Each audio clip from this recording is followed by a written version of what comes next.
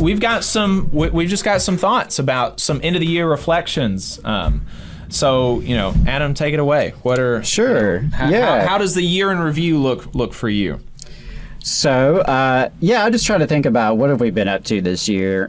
We did a little bit of this last year as well, just to recap some of our activities, some of what we've been talking about on the show. One of the things that we did, and we referenced it earlier today, is we wrote an op-ed responding to an op-ed from Senator Tommy Tuberville. The title is called "Working People Should Reject the Lectures from Millionaires Like Senator Tuberville." It was published back in November. As Jacob mentioned, he has been covering the paper mill lockout in Cottonton, Alabama for the Real News Network. Great piece he put out earlier this fall when it first happened. If you haven't seen that, definitely recommend you check it out, with more on the way. And Jacob also wrote about our old friend of the show, Tim James. Wrote about Tim James for the Real News Network, perhaps other outlets. I'm trying to remember there. I don't think so. I think that was only... I know you had some hits on Tim James, and then you had some hits on Steve Marshall for ignoring child labor in Alabama. That hit on Steve Marshall came out in Jacobin and the Alabama Political Reporter. Right. One of the things I'm most proud of this year is that we were part of the planning committee to bring labor notes to Alabama. Jacob and I had an opportunity to attend the big Labor Notes conference this summer in Chicago. It was the first time for both of us, and we met up with some comrades while we were there. It was an amazing experience, and afterwards we immediately had conversations with different people about how to do something on a smaller scale, but similar down here in Sweet Home, Alabama. And so we helped pull off the Alabama Troublemaker School in October, located in Montebello, and we had over 120 folks attend. It was a very successful event, if I can say so myself. Jacob moderated a really great panel with our dear friends Kim Kelly and Max Alvarez. I did a couple stewards workshops with a good brother from the CWA here in Huntsville. And I wrote a little reflection about this experience that Labor Notes published on the Troublemakers blog. But for me, that was probably the coolest thing we did. It's not up there with Strike Fest. 2021, we had Strike Fest. It's hard to compete with that. But 2022, I would say the Alabama Troublemaker School is up there as one of the coolest things. Definitely look forward to doing future events like that. And speaking of Max and Kim, they were two of the excellent authors that we hosted on the show this year to discuss their new books. Max's book is called The Work of Living: Working People Talk About Their Lives in the Year the World Broke. Kim's book is titled Fight Like Hell. And we also had Matthew Huber come on the show to talk about Climate Change as Class War, his book that came out this year. Damon Garcia came on to talk about The God Who Riots. I really enjoyed all those conversations, and I just wanted to point out for Kim's book specifically, that got on several book lists. Yes. The New Yorker and Esquire both put that in their best books of 2022 list. BuzzFeed put it on the 25 books from 2022 that you will love, and Literary Hub put it on their 38 favorite books of 2022. So she really got around with that one, and it's pretty cool. She's been going on, sometimes bands will go on tour. She's been going on a book tour all over the country, hawking her wares, and so that's really cool to see that kind of success from somebody that I feel comfortable calling a friend. So that's awesome. Yeah, absolutely. Yeah, Kim has been a great friend of the show and supporter of the show, and Max as well. And so love to see their work come to fruition. Highly recommend them if you haven't read them. As far as what we talked about on the show, beyond talking to some really great authors, we continued our coverage of the Warrior Met strike in Brookwood, including today. That's how we decided to close the year, was with an update from UMWA. And we looked at developing campaigns throughout the state of Alabama, including this year's historic prison strike. We, of course, had a lot of discussion about the railroads, talking to multiple members of Rail Workers United, as well as journalists like Mel Buer and Jonah Furman, who have been doing some of the best work out there on this issue. Very proud of our special Labor Day episode we did, featuring a Unions 101 panel as well as some Unions 102 in overtime. If you're new to unions or just want a refresher, I highly, highly recommend checking those out. The Unions 101 videos. We had a fantastic, diverse panel of, seriously, some of the smartest young organizers in the country. Pretty top-notch people. And so, really proud of that. I really enjoyed that. And you can check out the full, all of this stuff. You can always go back and check it out. But I really enjoyed that. I love having Unions 101 type stuff. That's something that we do every now and then, and we try to make it a little bit different each time. We have done a Unions 101 ourselves. David and I did back a couple of years ago. Then we've had different guests on. We had Connor on to do a couple shows like that, and then we had this panel. So I don't know what we're going to do for our next Unions 101 show, but already excited about it. Yeah, and we believe in popular education. That's part of why we do this show. It's not just like news and our commentary, but we like to at least try to educate folks too. And so definitely going to be doing more of that in the year ahead. We also talk politics on the show. We covered the elections this year, interviewing candidates for the May primary, the August Huntsville election, and the November general election. Personally, I had fun doing a deep dive on crooked Casey Wardynski and covering the Huntsville School Board race, while I know Jacob enjoyed sparring with Tim James quite a bit during his failed gubernatorial nomination. An embarrassing third place behind the Slovenian ambassador. I don't even remember her name anymore. It was Linda, also Lindy, depending on, I guess, the commercial. Yeah. Tim James, like a household, or James, his daddy was a governor, and he came behind a no-name Slovenian ambassador.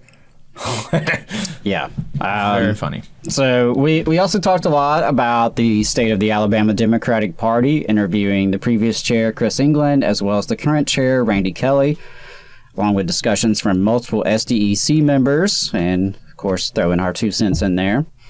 As I mentioned earlier, we did some educational and training segments. We did some labor history with a new monthly series I started this fall, along with some fascinating interviews, such as Mark Dudzik, who talked about the U.S. Labor Party effort in the 1990s. We had an interview with British miner John Dunn, who was actually in the chat this morning. I don't know if you're still with us, Mr. Dunn, but shout out to you. A British miner who was involved in the coal strikes of the 70s and the 80s in the UK. And I really loved that conversation we had with Mr. Dunn. And we've had some great historians on the show, like Harvey J.K. and Ahmed White, share their expertise with us. Really always enjoy those opportunities. As far as companies that came up a lot this year, Hyundai definitely came up a lot with their legal problems involving both racism and child labor. What a duo. I can't even watch their commercials on TV without thinking of both of those subjects, actually. Imagine driving a Hyundai. Right. Yeah. So, way to go with your PR. Anyway, back during the legislative session, we spent a lot of time covering the so-called anti-riot bill. We did some extensive coverage of that, interviewing multiple activists who were fighting the bill, especially our friends at Hometown Action. So shout out to them. Along with the author of the bill himself, Mr. Representative Alan Treadway. That was fun. Which was a fascinating conversation. We continued our coverage of the Starbucks unionization drive, including right here in the South, including interviews with worker organizers in Tennessee, Birmingham, and our friends in Scottsboro. We also continued covering the wave of nonprofit organizing, including right here in Alabama at the SPLC, the Southern Poverty Law Center, down in Montgomery. And, of course, we talked to workers, organizers, and leaders from a variety of unions, including our own unions, IATSE and AFGE, along with the Ironworkers, IBEW, RWDSU, the Machinists, the Teamsters, the UAW, and a whole lot more that I probably forgot on that list. Yeah. And that's it as far as stuff with the show. Don't know if you had anything to add there. I had a couple things to talk about sort of separate from the show, just reflecting at the end of the year, but Yeah, no, that's it. I'm looking at this that you've got done up for the non-show stuff, and there's definitely some real good stuff that happened this year outside of the show. Funny enough, we weren't the only people doing cool stuff this year. So yeah, believe it or not, there were other people doing good stuff. And shout out to Lee Baines and the Glorifiers for their album that came out this year, Old Time Folks, came out in August. The album earned much-deserved recognition by being included in Rolling Stone's 100 Best Albums of the Year, as well as AO.com's End of the Year Roundup. For those of you who don't know, Lee Baines is a true brother to the movement. He was instrumental in making last year's Strike Fest happen, and there's no way we'd have raised as much money as we did for those miners if not for Lee. So he helped pull it all together, and on top of him and the band putting on a fantastic show for the crowd, this year saw the new album come out, and a couple of songs I really like are Outlaws and Rednecks. Being that we're on a talk radio show, the song Lizard People is certainly one that resonates as well. Check that one out if you haven't listened. So great folks putting out great music while advocating for justice. Can't beat that. They really deserve these honors and a lot more, and I speak for all of us at the Valley Labor Report in wishing them much success in the new year ahead. I'm a fan of music, and while it's not really relevant to the show per se, I'm just going to drop some of my favorites from the year. Some of my favorite artists dropped new music this year, including Father John Misty, the Mars Volta, which definitely brought me back to high school, Jack White, Red Hot Chili Peppers, and the great Kendrick Lamar. So they all put out new albums this year that I really enjoyed. As far as TV and movies, speaking of albums that came out that made you feel like you were in high school, Under Oath put out a new album this year and definitely made me feel like I was in high school again in a good way. Yeah, you love it when bands that you connected with as a teenager then come back years later to put out music that can still resonate. I mean, the Red Hot Chili Peppers have been doing this for decades, and right. I still dug some of the songs they were putting out in 2022, so that's pretty impressive. Me, personally, I'm not a big TV guy, so I can't say I watched a ton of TV this year. I'm not really one for those like prestige shows. I have seen Mad Men all the way through. I love that. That's now several years old. So as far as current stuff, the best show I saw this year was Andor. If you are a fan of History from Below, I think you'll dig this show. You don't have to be a Star Wars person or even much of a sci-fi fan. In many ways, the sci-fi Star Wars setting kind of fades into the background as you're sucked into the stories of people both resisting and participating in oppression and how those struggles intersect. Because you have rebels and you have the Empire, and you kind of get to know people on the ground floor of each. Which I found refreshing. It's more a story about revolution and empire than space lasers and robots. Not really a huge fan of all the new Star Wars stuff that's come out in the last decade or so. Just hasn't really connected with me, but I put this in a different league. Some great acting, great writing, great pacing.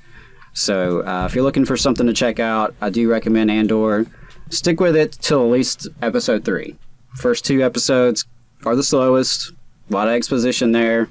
But if you stick through episode 3, I'd be surprised if you weren't hooked. And you can't really expect much entertainment industry attention to like serious issues.